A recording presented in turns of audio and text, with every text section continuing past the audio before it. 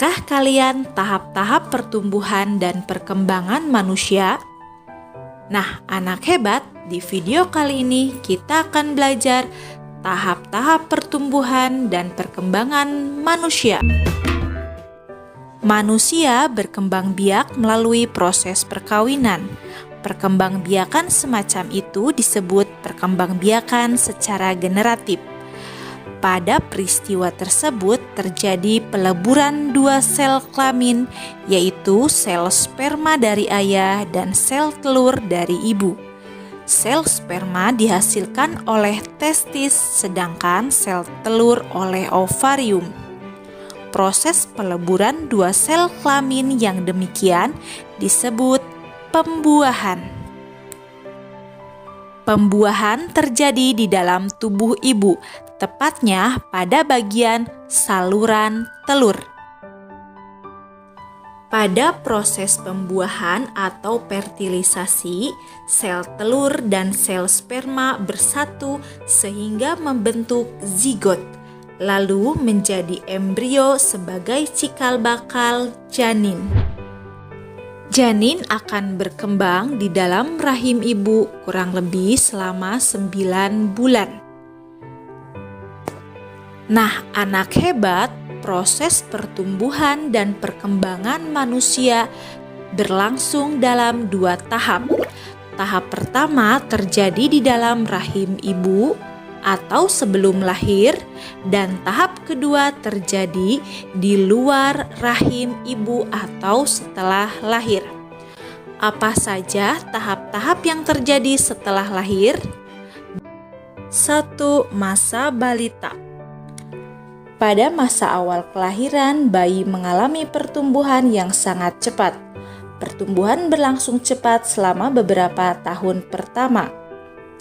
Pada usia sekitar 6 bulan, bayi akan mulai belajar duduk. Pada usia sekitar 9-12 bulan, bayi dapat merangkak dan berdiri sendiri dengan atau tanpa bantuan. Pada usia sekitar 18 bulan, bayi sudah dapat berjalan tanpa dibantu, memanjat menggunakan tangan, dan mengetahui sedikitnya 6 kata. Pertumbuhan bayi akan terus berjalan hingga usia 5 tahun untuk terus memaksimalkan fungsi organ-organ tubuh. Tahap yang kedua yaitu masa anak-anak. Setelah mencapai usia 5 tahun, pertumbuhan manusia terus berlanjut. Pertumbuhan manusia pada usia 5 tahun hingga 10 tahun dikenal sebagai masa anak-anak. Pada masa balita tumbuh gigi susu. Namun pada masa anak-anak gigi susu akan diganti dengan gigi sulung. Pada masa anak-anak pertumbuhan badan terus berlangsung. Seiring dengan pertumbuhan badan, kemampuan berpikir dan keterampilan seorang anak juga berkembang. 3. Masa remaja.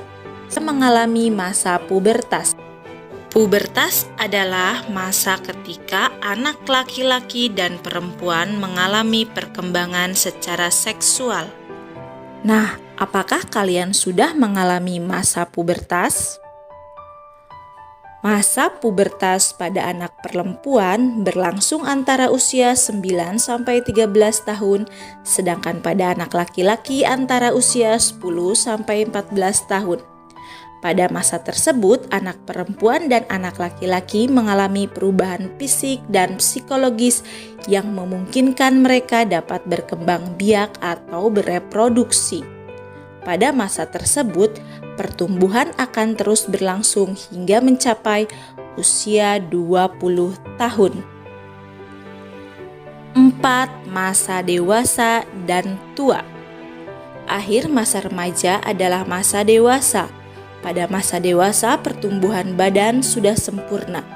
Organ-organ tubuh pun telah berfungsi sempurna untuk melakukan berbagai aktivitas. Pada masa ini dipandang sebagai usia produktif, sehingga merupakan usia ideal untuk bekerja dan merintis karir. Setelah itu, usia manusia terus bertambah hingga mencapai masa tua atau manula. Masa tua merupakan masa akhir dari perkembangan manusia. Pada masa tua, kemampuan organ-organ tubuh mulai mengalami penurunan secara bertahap. Proses kemunduran akan mengalami percepatan seiring semakin bertambahnya usia. Kemunduran juga terjadi dari segi mental.